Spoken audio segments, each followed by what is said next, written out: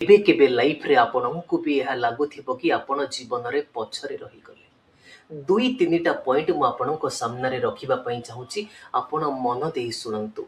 केबे केबे आपण देखंती कि को मनुष्यर कैरियर बहुत ही जल्दी सेट हे गला। केबे केबे आपण देखंती कि को मनुष्य निज पई भलो गाड़ी टी किनि देला।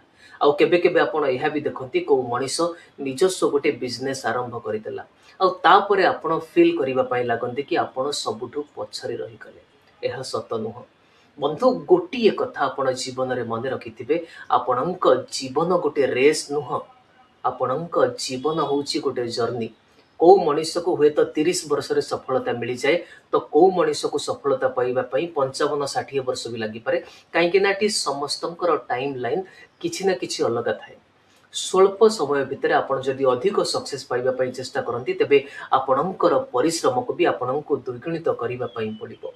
आपण केबे भी निजको अन्य सह कंपेयर करी कंपैरिजन रो डिप्रेशन को निज मन भीतर नहीं आपण थकी जांतु नहीं।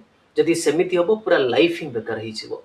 सब बेले गोटे कथा मन रखिबे कि आपणक जीवन कौनसी रेस नुह, एटी समस्तंकर टाइम लाइन अलगा। हुए तो आपणको सक्सेस पई टिके समय लागि पारे। मो धन्यवाद करिबा पई चाहिबी आपण मते पर्यंत देखिछन।